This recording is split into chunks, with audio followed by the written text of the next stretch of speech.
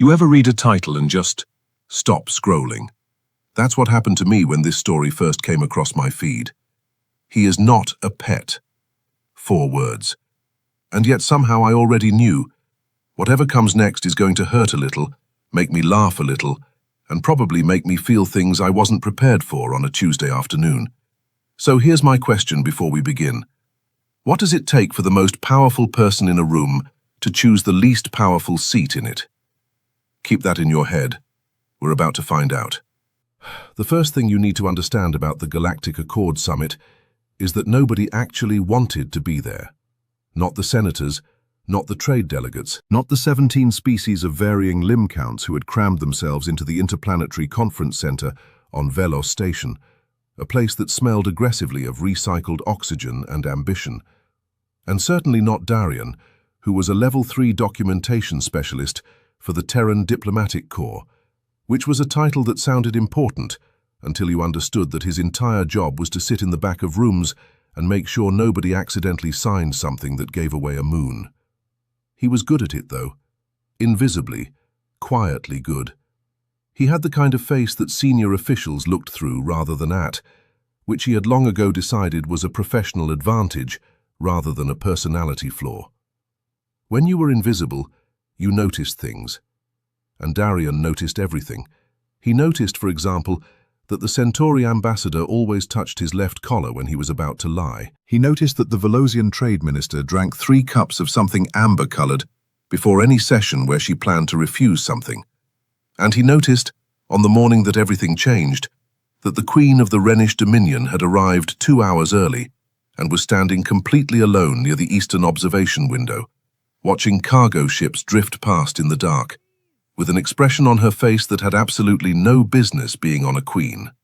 She looked tired, not the performative exhaustion of someone who wanted sympathy, but the deep, structural tiredness of a person who had been carrying something very heavy for a very long time and had simply run out of places to set it down. Darian looked away. It was not his place to notice a queen's private expressions. He returned to his documentation tablet and began cross-referencing the afternoon's agenda items against the 47 cultural restriction flags he had filed that week, which was actually a light week by his standards. He did not expect her to walk over to him. "You're the one who stopped the Terran delegation from presenting their gift wrapped in white silk," she said. No greeting, no preamble. Just that, delivered in a voice that was quieter than he expected from someone whose face appeared on currency.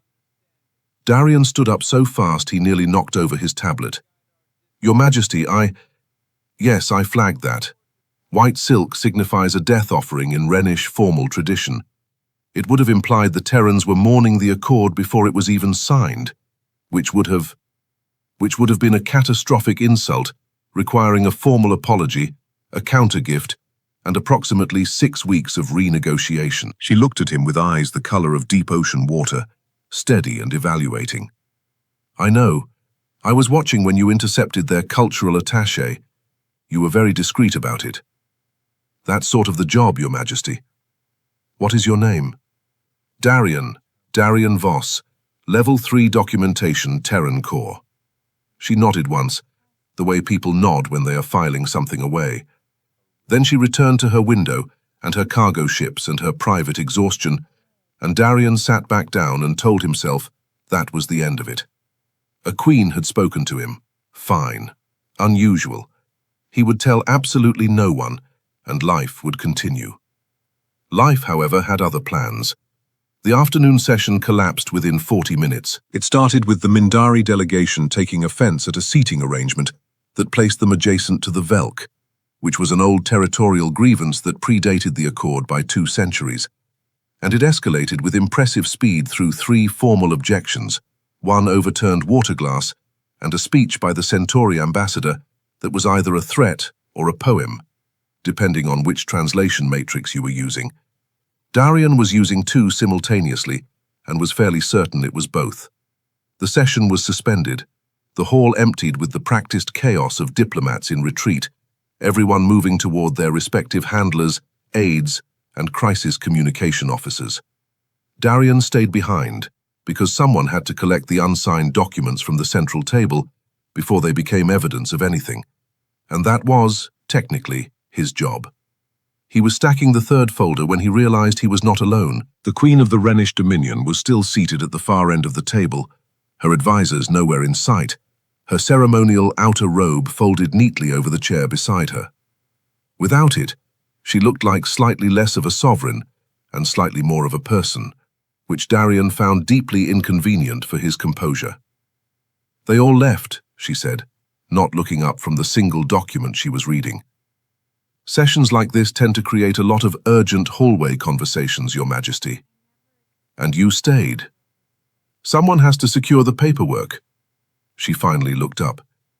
"Is that really why?" Darian considered lying. He was, professionally speaking, extremely good at navigating situations where the truth was complicated. But there was something about the directness of her gaze that made performance feel exhausting. "I also find empty rooms easier than full ones," he admitted. "Fewer chances to accidentally cause an incident." Something shifted in her expression. Not quite a smile, something quieter than that, but more genuine. "I find that I agree with you completely," she said, "and I am not accustomed to agreeing with Level 3 documentation specialists. I'm a very agreeable person, Your Majesty. It's my one remarkable quality." This time it was almost a smile. Almost. "Sit down, Darian Voss. Tell me how many other diplomatic disasters you have quietly prevented this week. I find I want to know." And because he was, at his core, a man who had never successfully talked himself out of an interesting conversation, he sat down. Across an empty treaty table, with the stars drifting past the viewport and the sounds of political chaos muffled behind closed doors, a Level 3 documentation specialist and a queen talked for 2 hours about everything that had almost gone wrong. It was the most unusual meeting Darian had ever attended. It was completely undocumented, and it was, he would later understand, the beginning of something that no filing system in the galaxy had a category for. The next morning, Darian made 2 decisions. The first was professional. He would arrive early, secure his documentation station, and maintain the precise level of invisibility that had kept his career functional for 6 years. The second was personal. He would absolutely not think about the conversation from the previous evening, would not replay the way she had laughed at his observation about the Centauri ambassador's poetry threat, and would definitely not wonder whether she had slept as poorly as he had. He made both decisions with great conviction. He failed at both of them before he had finished his first cup of station-brewed coffee, which tasted like ambition and regret in roughly equal measure. The morning session was a recovery operation disguised as diplomacy. The summit coordinators had reshuffled the seating arrangements overnight. The Mindari and the Velk were now separated by 3 delegations and a decorative partition, and everyone was performing the careful cheerfulness of people pretending yesterday had not happened. Darian sat in his usual position against the back wall, tablet in hand, running cultural flag checks on the revised agenda and trying to look like a piece of furniture, which he had genuinely perfected over the years. He noticed her the moment she entered. That was the problem with having talked to someone for 2 hours. They stopped being background and became foreground, permanently, without asking your permission. The Queen of the Rhenish Dominion walked into the session hall, flanked by 4 advisors, her ceremonial robe back in place, her expression composed into the particular blankness of someone performing authority. She took her seat at the primary delegates' table without looking at the back wall, without looking at him, which was correct and appropriate and exactly what should have happened. Darian returned to his tablet. 20 minutes into the session, his tablet received a message through the official summit communication channel, which was technically reserved for logistical updates and procedural flags. The Terran gift for the closing ceremony. Has the cultural review been completed? No sender identification, but the message was routed through the Rhenish delegation's internal network, which had exactly 1 person with the clearance level to access the summit's cross-delegation communication system without leaving a formal record. Darian typed back carefully. Cultural review complete. Recommend replacing the ceremonial blue ribbon with gold. Blue carries a mourning connotation in 3 of the attending cultures. Already flagged with the Terran attaché. The response came in 40 seconds. You flagged it before I asked. That's generally how preventive documentation works, Your Majesty. A pause, then you added Your Majesty in a text message. Force of habit also seems safer. Another pause, longer this time, then nothing. The session continued around him, delegates exchanging careful words over carefully arranged tables, and Darian went back to his cultural flags and told himself this was fine. This was completely normal interdelegation communication. He was reading nothing into it. His tablet buzzed again at the lunch recess. There is a commoner's bench in the East Corridor, Section 7. I am told it has an excellent view of the docking bay and very poor foot traffic. I will be there at the second meal hour. This is not an official communication. Darian read it twice. Then he read it a third time because he was a documentation specialist, and reading things carefully was his entire skill set. Then he sat very still for approximately 30 seconds, which was how long it took his common sense to lose the argument it was having with the rest of him. The commoner's bench in Section 7 was exactly what it sounded like, a plain, undecorated seat installed along the corridor wall for station maintenance workers and lower-tier staff during shift changes. It had no status designation, no reservation protocols, no diplomatic significance whatsoever, which meant no official record of who sat there, which meant whoever had chosen this location had thought about it carefully. Darian arrived 4 minutes early, because he was constitutionally incapable of being late to anything, and sat down with his tablet open to a document he was absolutely not reading. She arrived alone. No advisors, no ceremonial robe, wearing instead a simpler version of Rhenish formal dress that still would have cost more than his annual salary, but at least didn't have the structural gravity of full sovereign regalia. She sat down beside him on the commoner's bench without ceremony, without announcement, and looked out at the docking bay viewport, where 3 cargo freighters were performing the slow, ungraceful ballet of interstellar logistics. Nobody looks at this bench, she said. Maintenance staff use it during third shift. Between noon and the evening session, it's essentially invisible. You already knew about it. I know about every low-traffic location on this station. It's useful for when I need to review sensitive documents without someone reading over my shoulder. She was quiet for a moment, watching a freighter adjust its docking angle with the patience of something very large and entirely unhurried. My senior advisor spent 45 minutes this morning briefing me on the political implications of the Mindari-Velk incident. 45 minutes. The core information could have been delivered in 4 sentences. She paused. I counted. 4 sentences? Darian asked. 5 if you include the recommendation, which was obvious from sentence 2. She glanced at him sideways. Does your work ever feel like that? Like most of it is the performance of the work rather than the work itself? Darian thought about the 17 cultural flag reports he filed every week, of which senior officials read approximately 3. Frequently, he said. I file reports that prevent incidents nobody ever hears about, because if I do my job correctly, nothing happens. And nothing happening doesn't make for a very compelling career record. You are rewarded for the absence of disaster. Undetected and unacknowledged, yes. That, she said with a quiet conviction that felt personal in a way that had nothing to do with him, is a form of invisibility I understand.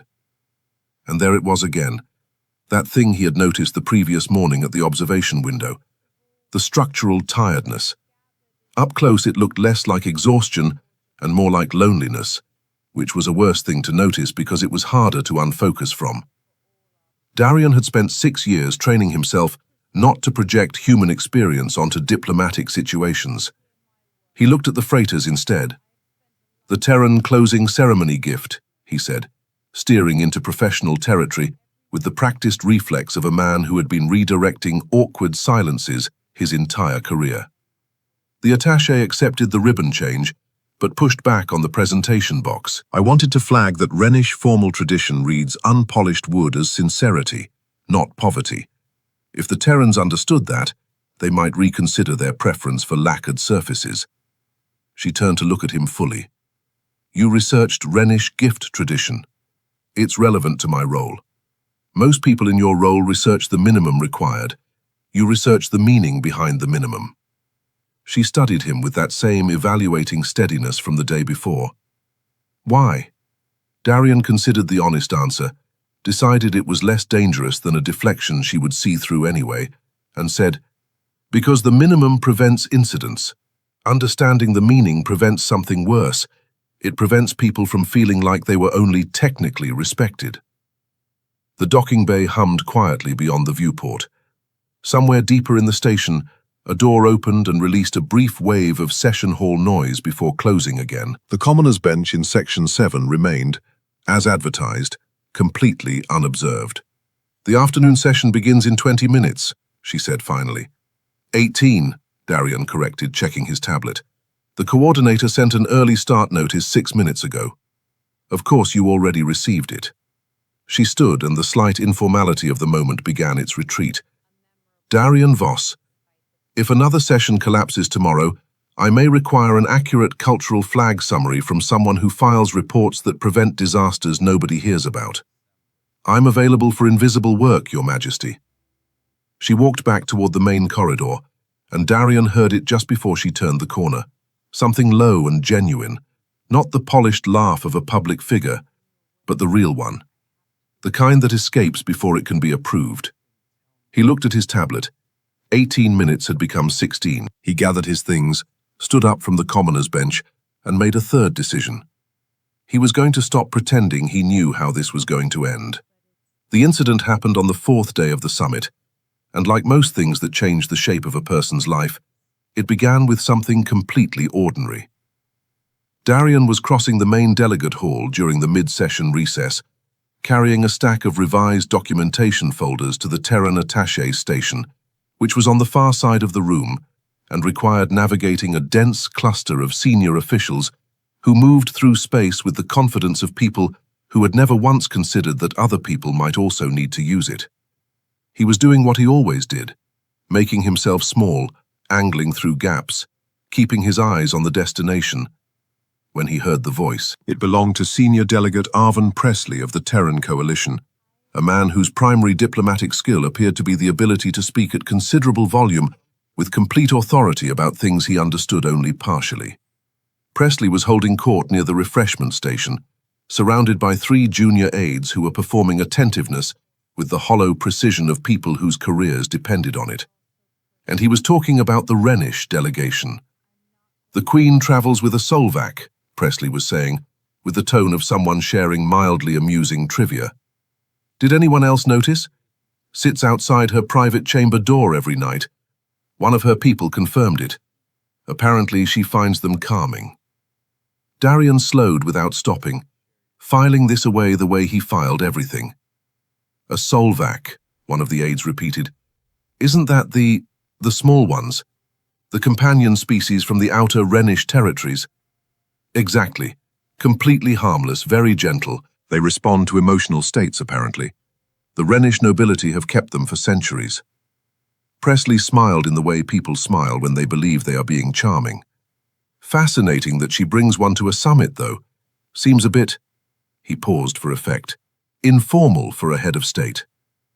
Darian set his folders down on the nearest empty surface, which was not their destination, and walked over. This was not, strictly speaking, his function. His function was documentation and cultural flagging, not real-time intervention in delegate conversations. But 6 years of invisible work had given him a very clear understanding of which moments, left unaddressed, became the kind of incidents that required 6 weeks of renegotiation and one very long report. He recognized this as one of those moments. Delegate Presley, he said pleasantly. Darian Voss, Terran Documentation Corps. Quick cultural note before the afternoon session. The Solvac companion tradition in Rhenish culture carries a formal designation. In their social framework, a sovereign's Solvac is classified as a ward of the state, not a personal pet. Referring to it informally in mixed company can read as a comment on the Queen's judgment, which under Rhenish diplomatic protocol falls into the category of a Class 2 implied insult. He kept his voice completely conversational, as though he were discussing weather patterns. Just something worth knowing before the session resumes. Thank you. He picked up his folders and continued walking. He did not see what happened behind him. He did not need to. He had delivered the information, neutralized the social charge, and maintained Presley's dignity enough that no one would feel the need to escalate. That was the job. He reached the Terran attaché station, handed over the folders, and was reviewing his afternoon flag list when he became aware that someone was standing behind him. He turned around. The Queen of the Rhenish Dominion was standing 3 feet away, with 2 advisors at a distance behind her, and an expression on her face that Darian could not immediately categorize. It was not anger. It was not the evaluating steadiness he had come to recognize. It was something more immediate than both of those things, like the moment just after something unexpected has happened, and the mind is still deciding how to process it. "Your Majesty," Darian said, and performed the correct bow. "I heard what you said to Presley." A standard cultural flag, Your Majesty. Routine clarification. It was not routine. Her voice was level but carried something underneath it that the levelness was working to contain. He was describing Emre as... I understood what he was implying. The correction was made before it could be repeated in a more consequential setting. She looked at him for a long moment. Behind her, at a distance carefully maintained to suggest they were not listening while obviously listening, her 2 advisors had achieved the particular stillness of people trying to be invisible, which Darian recognized as a professional skill he himself had spent years developing, and which he therefore saw through immediately. "Emre," she said quietly, "has been with me since I was 19 years old. He was given to me the week my mother died, by an elderly keeper in the palace gardens who said that grief needed somewhere to go that wasn't a throne room." Something in her expression shifted briefly, before composure closed over it again. "He is not a pet." "No," Darian agreed, "he is not." The 2 advisors were now so still they might have been decorative. "You did not have to intervene," she said. "The intervention prevented a potential diplomatic friction point, which is within my..."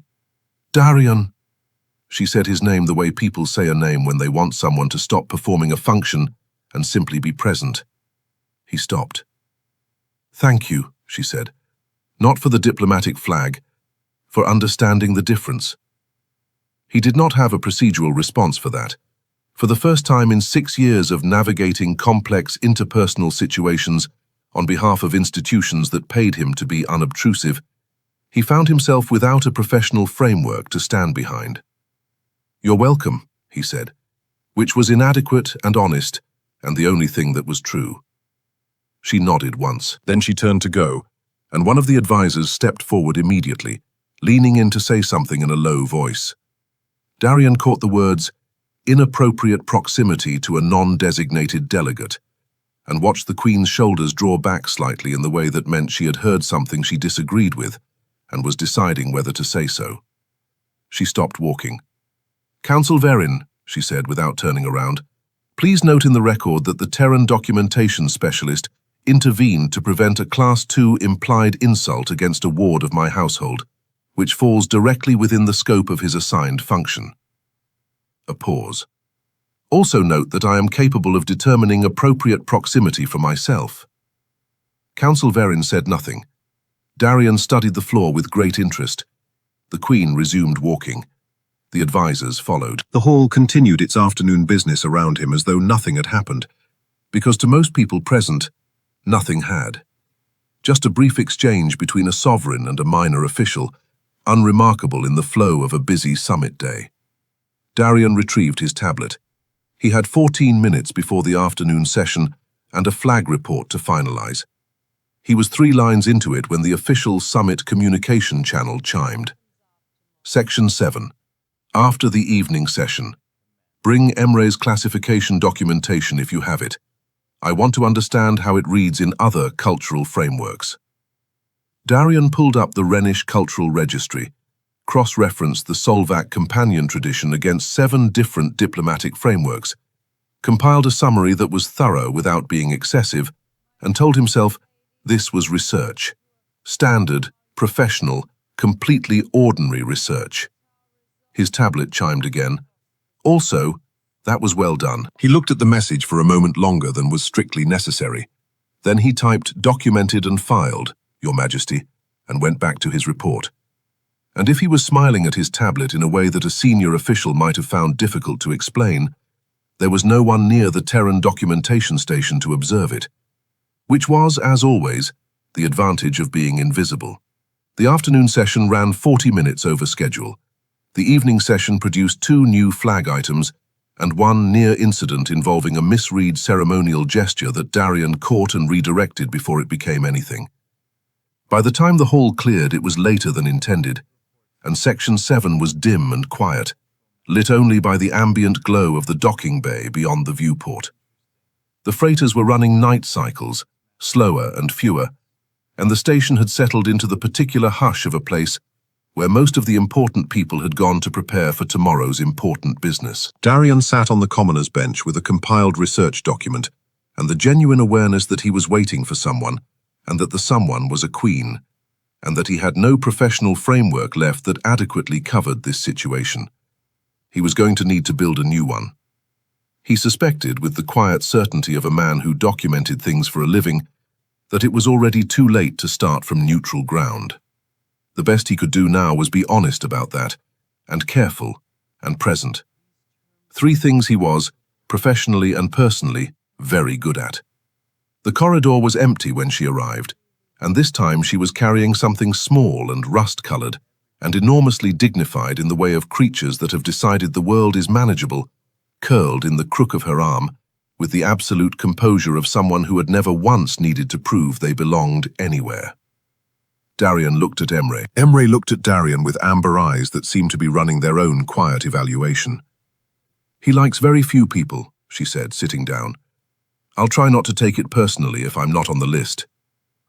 Emre climbed across the space between them and settled on the bench beside Darian's leg, with the calm certainty of a creature that had made a decision and saw no reason to discuss it. She stared.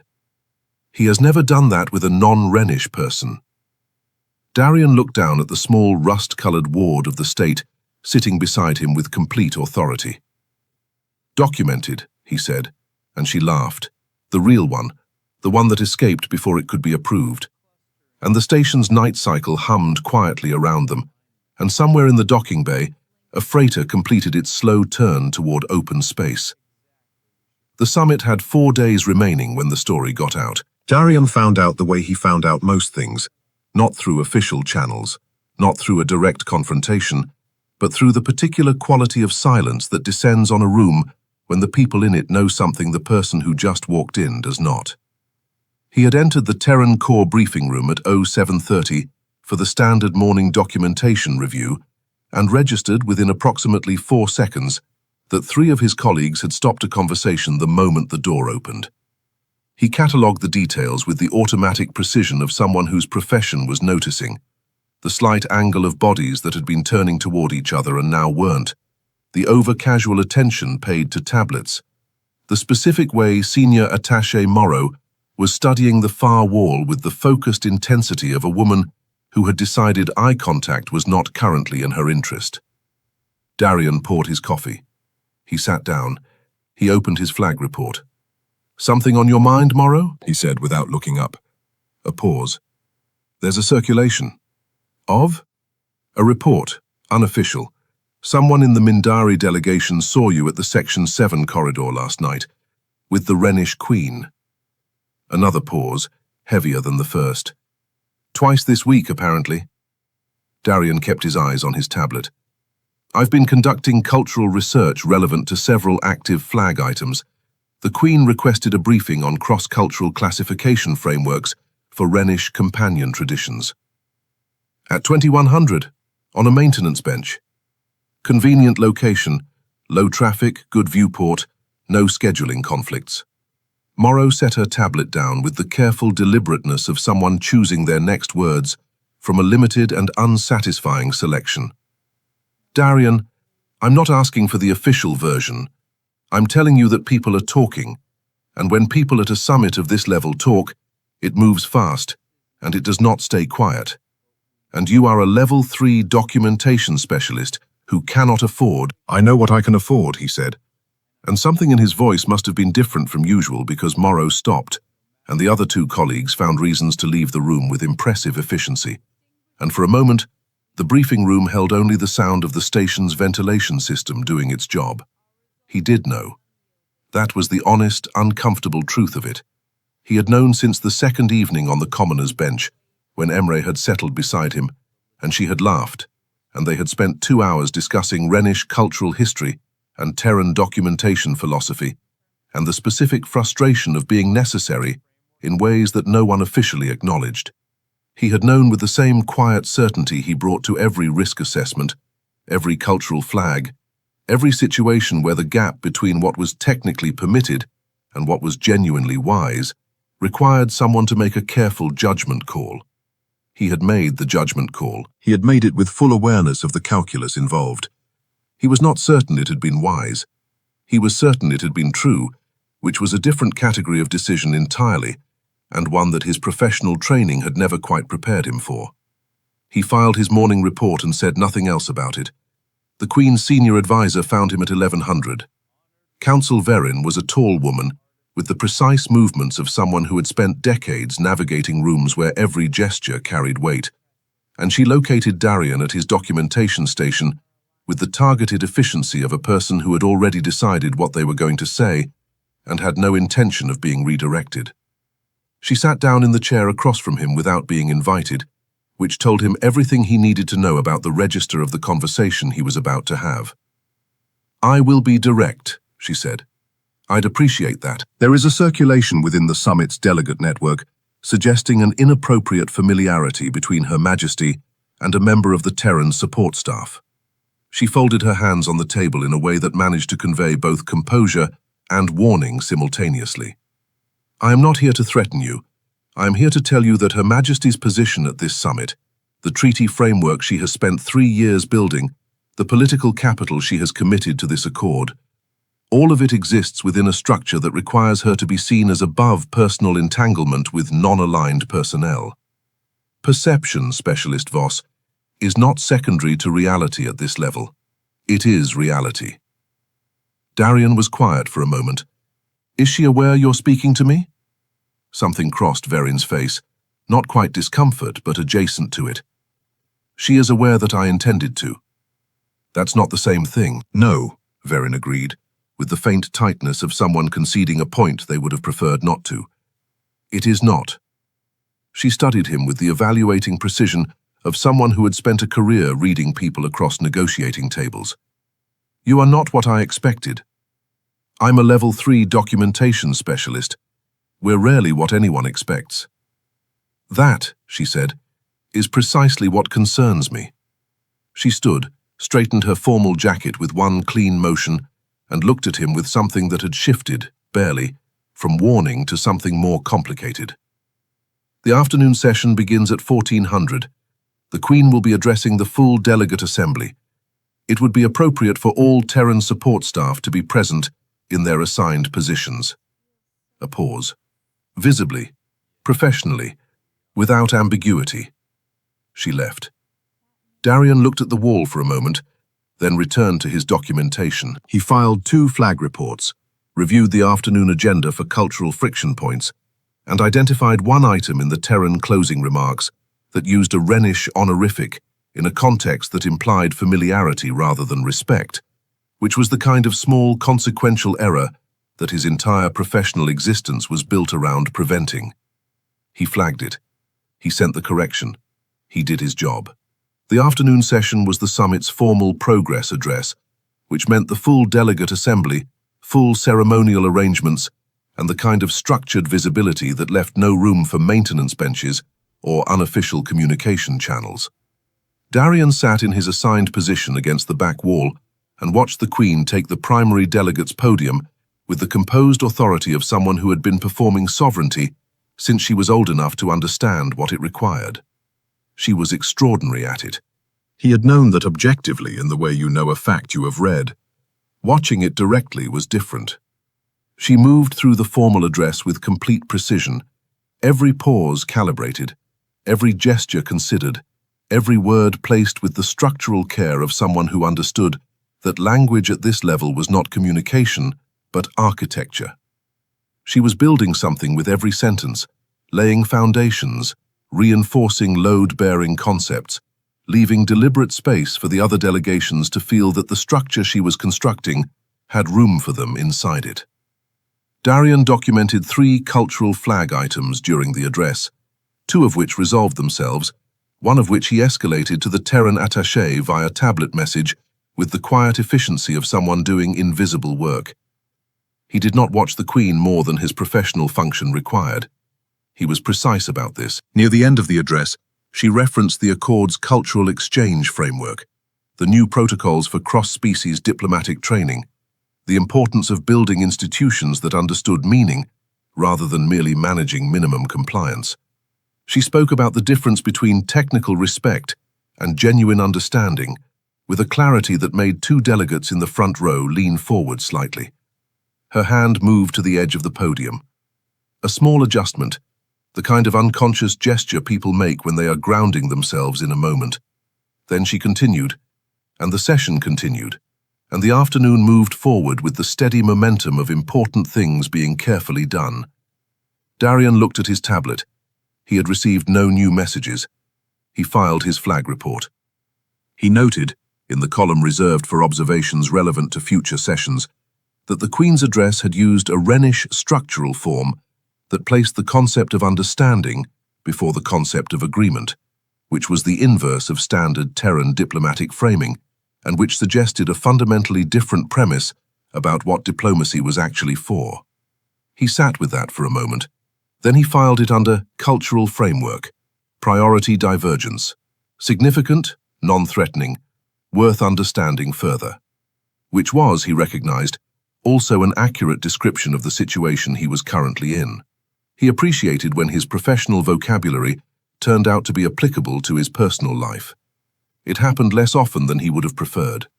The summit communication channel was quiet that evening. No messages through official or unofficial routing. Darian ate alone in the lower-tier dining section, reviewed the next day's agenda, and went to bed at a reasonable hour like a person who had made sensible choices and was at peace with them. He almost convinced himself this was true. His door chimed at 22:30. He opened it to find not the Queen, not Counsel Verin, but a junior Rhenish aide he had never spoken to, who handed him a small folded note with the slightly pained expression of someone who had been given an assignment they were pretending not to have opinions about. The note contained 4 words and a location. Section 7. I know. Darian stood in his doorway for a moment. Then he put on his jacket, picked up his tablet out of professional habit, and walked to the east corridor. The commoner's bench was where it always was. She was already there, without advisors, without ceremony, with Emre settled in her lap and the docking bay running its quiet night cycle beyond the viewport. She did not apologize for Verin's visit. He did not ask her to. Instead, she said, "I want to tell you something true, and I want you to hear it without making it smaller than it is." "All right," he said. "I have attended 14 summits. I have sat at more negotiating tables than I can accurately count.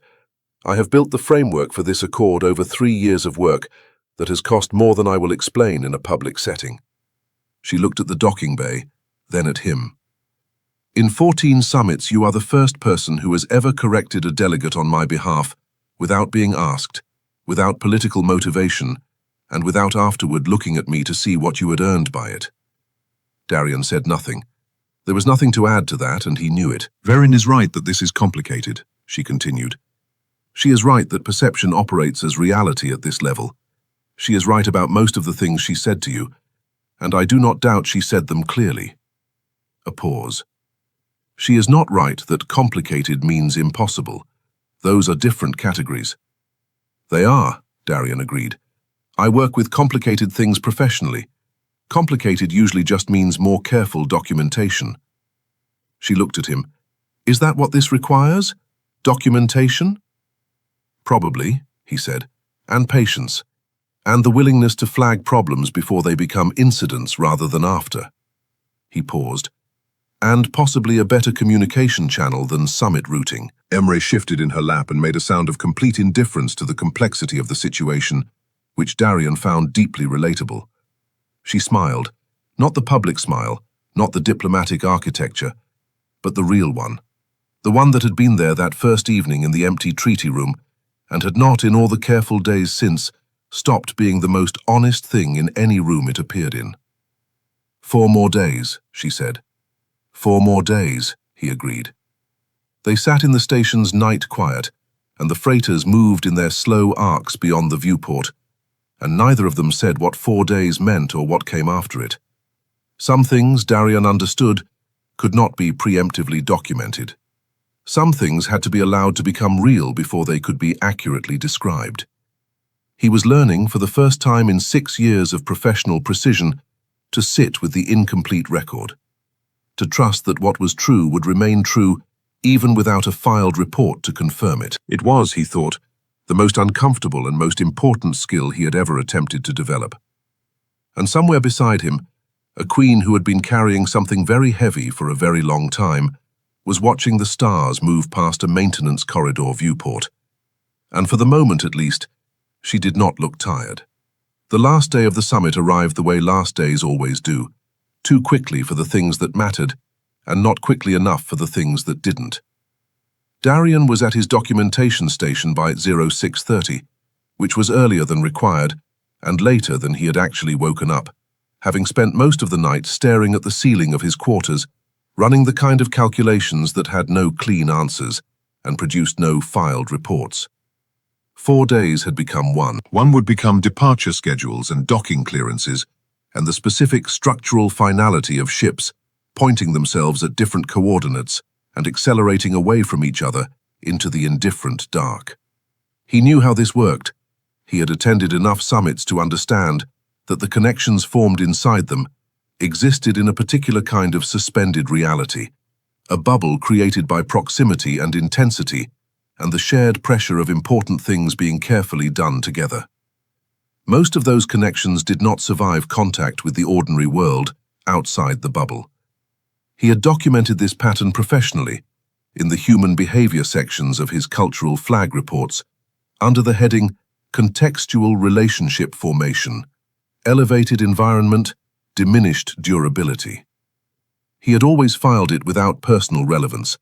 He was finding this morning that it was considerably more complicated to file from the inside. The closing ceremony began at 1000. The full delegate assembly, the formal signing of the Accord's supplementary cultural protocols, the ceremonial exchange of gifts that Darian had spent 3 days quietly ensuring would not accidentally imply mourning, death wishes, or livestock commentary to anyone present. He stood in his assigned position and watched the delegates move through the choreography of historical significance, and he did his job with the same invisible precision he always brought to it.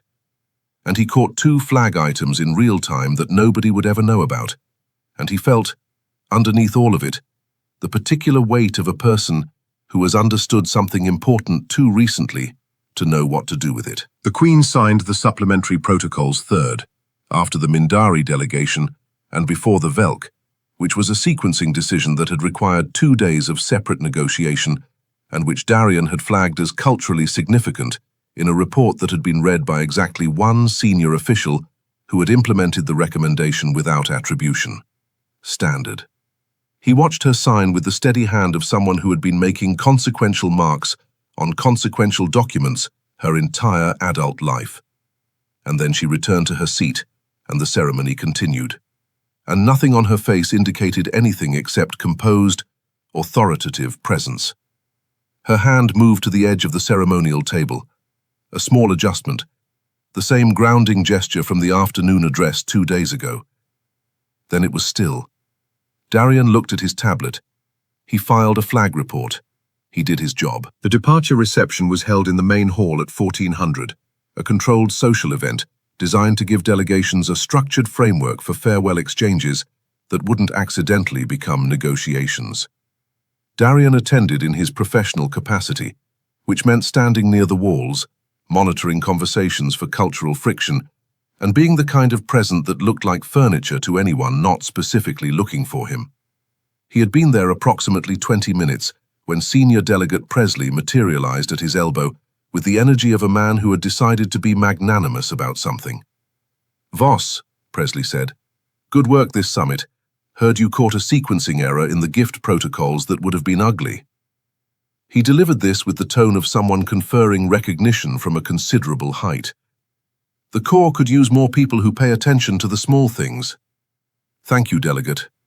The small things add up. Presley nodded with the satisfaction of a man who believed he had just said something profound, then moved away toward a cluster of more senior officials who represented better use of his reception time.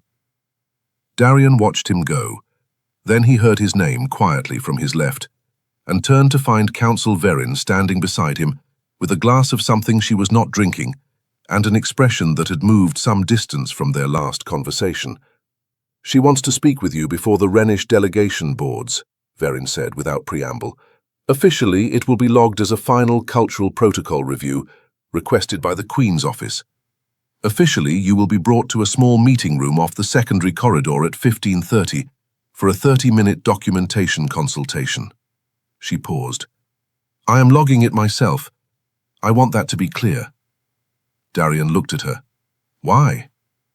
Verin was quiet for a moment, in the way of someone choosing honesty over position. Because I have served her for 11 years, she said finally. And in 11 years I have watched her carry the weight of an empire through things that would have broken most people.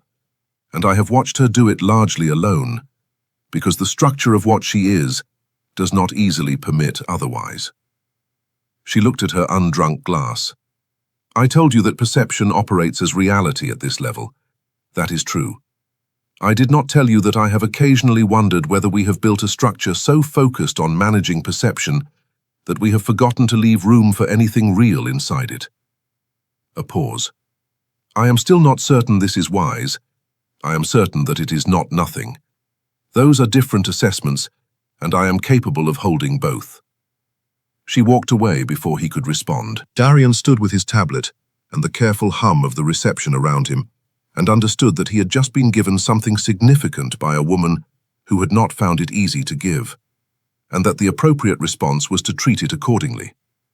The meeting room off the secondary corridor was small and functional, the kind of space designed for working rather than impression. No viewport, no ceremonial arrangements, no architecture of significance. A table, several chairs, lighting calibrated for documentation rather than atmosphere. Darian arrived at 15:28 and sat down and did not pretend to review anything on his tablet, because there was no version of the next 30 minutes that was actually about cultural protocol, and they both knew it. She came in at 15:31, closed the door, and sat down across from him without her advisors, without Emre, without the ceremonial outer robe, in the same simpler, formal dress she had worn to the commoner's bench. She looked like herself. He had learned over the past week to recognize the difference, and it still did something complicated to his ability to think in straight lines. I have a departure briefing at 16:15, she said, and approximately 40 things I should be doing instead of this. I have a final documentation report due at 1700, and about 30 things I've already deprioritized. Then we're consistent, she said, and something in both of them settled slightly, the way it had on the bench, in the empty treaty room, in the stellar quiet of the station's night cycle. The ease of it was still the thing that surprised him most. Not the intensity, not the impossibility, but the ease, the specific relief of a conversation that did not require performance from either participant. I need to say something practical, she said, and I need you to let me say it completely before you respond. All right? The Rhenish Dominion's capital is 31 light days from Velos Station. My schedule for the next 8 months is committed to 11 state functions, 4 legislative sessions, 2 territorial boundary reviews, and 1 succession council meeting that I have been trying to reschedule for 3 years. She laid this out with the clean precision of someone who had already done the accounting many times and was not doing it to discourage, but to be honest. I cannot offer you proximity. I cannot offer you consistency in the way that word is usually meant. What I can tell you is that the cultural exchange framework established by this accord requires a designated cross-species liaison from each signatory, a role that involves quarterly consultations, an annual review summit, and direct communication access between the liaison and the Queen's Cultural Affairs Office. A pause. The Renish appointment has not yet been confirmed. The Terran appointment is a senior core recommendation. I have spoken with your directorate this morning. Your name has been formally submitted. Darian looked at her. You spoke with my directorate. I indicated that the Renish Dominion had a specific interest in the Terran liaison's cultural competency profile, and that based on summit observations, Specialist Voss represented an unusually strong alignment with Renish framework priorities. The corner of her mouth moved. It was entirely accurate, every word. That is the most thoroughly documented thing anyone has ever done on my behalf. I thought you would appreciate the approach. He did. He appreciated it enormously, and he also appreciated that she had built a real framework around something that mattered, rather than leaving it to survive on feeling alone, because feeling alone was not enough to cross 31 light days, and 11 state functions, and a succession council that had been trying to reschedule for 3 years. She had thought about the architecture. She had built load-bearing structure. She had done for this what she did for everything that mattered to her. She had treated it as worth the careful work. There's something I want to say, Darian said. And it's not going to be elegant because I'm better with documentation than declaration. So I'm going to ask you to extend the same patience to this that you'd extend to a flag report that's accurate but plainly written. I am extending it. I have spent 6 years being invisible in rooms full of people who were doing important things, and I was good at it. And I didn't particularly mind it, because I understood the value of the work even when no one else did. And then you sat down on a maintenance bench and asked me why I cared about getting it right. And I didn't have a professional answer, and I gave you a true one instead. And you looked at me like that was worth something. He paused. I am aware of the complications. I have catalogued most of them. I am also aware that I have not stopped thinking about this conversation since it started, and I don't think the liaison appointment or the quarterly consultations or the annual summit are the reason I'm saying yes to all of it. I want to be clear about that. She was quiet for a moment. You want that in the record? I think it should be accurate. Then for the record, she said, I did not speak with your directorate because I needed a competent liaison. I spoke with your directorate because I needed a reason to be in the same room as you 4 times a year that Council Verin could log without losing sleep. And I wanted the reason to be real, so that you would know I was serious. She looked at him steadily. I am serious, Darian. I know, he said. I've been documenting the evidence for a week. She laughed. The real one, the escaped one. And the small, functional meeting room held it for a moment, before the station's ventilation system carried it away. Outside the door, the departure reception was winding toward its conclusion. Somewhere in the docking bay, the Renish flagship was completing its pre-departure sequence. Council Verin was logging a cultural protocol consultation with appropriate timestamps. Emre was almost certainly waiting with the dignified patience of a creature that had already made its assessment and saw no reason to revise it. They had, according to the official log, 23 minutes remaining. They used them well. Not dramatically, not with the grand architecture of a historic moment, because neither of them was built for grand architecture in private. That was the public version of themselves, the performed version, the version that showed up for ceremonies and addresses, and the careful choreography of important things being done in front of witnesses. This was the other version. The one that sat on maintenance benches and talked about the meaning behind the minimum and laughed at things that weren't meant to be funny and carried old grief quietly and noticed, always noticed, the small true things that other people looked past. At 15:54 she stood. She straightened her formal jacket with one clean motion, and he watched her reassemble the composure that the world required of her, layer by careful layer, until she was queen again in all the structural ways that mattered for the next 60 years of her life. But she paused at the door, and she turned back, and she looked at him with the eyes that were the same in both versions, the ones that evaluated and decided and did not pretend. The first quarterly consultation is in 90 days, she said. I'll have the documentation ready in 60. I know you will. A pause, small and deliberate. Darian, thank you. For Emre, for the ribbon, For every incident that didn't happen because you were paying attention. She held his gaze. For sitting down. He thought about the first evening, the empty treaty room, the question she had asked him. Tell me how many disasters you have quietly prevented, and the 2 hours that had followed, and everything that had accumulated since in the careful, unhurried way that true things accumulate when you stop trying to manage them into smaller shapes. Thank you for asking me to, he said. She left. The door closed. The meeting room returned to its functional quiet, and Darian sat for a moment in the particular stillness of a person who has arrived somewhere they did not have directions to, and finds it is not what they expected, and is better. Then he opened his tablet, created a new file, and titled it Cultural Liaison Framework, Rhenish Accord, Initial Documentation. He filled in the standard header fields. He noted the date, the summit, the relevant parties. In the field marked Notes, Specialist Observations, he typed, Genuine understanding precedes durable agreement. This has been consistently demonstrated throughout the summit period and is recommended as a foundational principle for the ongoing framework. He filed it. He picked up his things.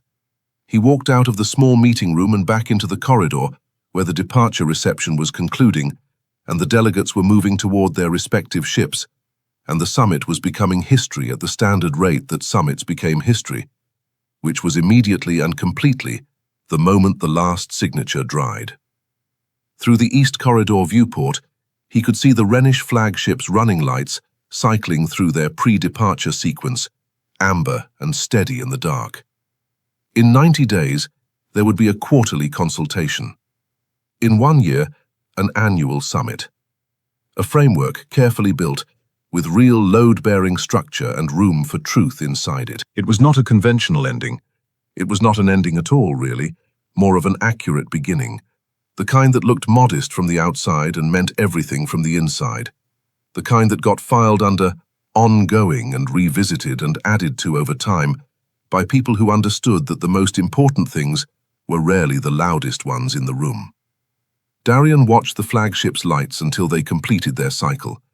Then he turned and walked toward the documentation center to file his final summit report, which would be thorough, accurate, and would note in the cultural observations section that the Rhenish Accord represented a new framework for understanding built on genuine exchange rather than minimum compliance. He did not note that he had learned this the same way he had learned most things worth knowing, by paying attention to something small and finding that it was not small at all. I want to be honest with you for a moment. Stories like this one are the reason I started this channel, not the ships or the star maps or even the politics of it. It's this: two people in an impossible situation choosing, carefully and seriously, to build something real anyway. If this story stayed with you, if some part of Darian's quiet persistence or her deliberate courage felt like something you needed today, then you already know what to do. Leave a comment telling me which moment got you. Share this with someone who needs a reminder that invisible work matters and that impossible things have a way of becoming real when you refuse to stop showing up for them. And if you want more stories that take the small, true things seriously, then HFY Soundscape is exactly where you should be. We'll be here, paying attention.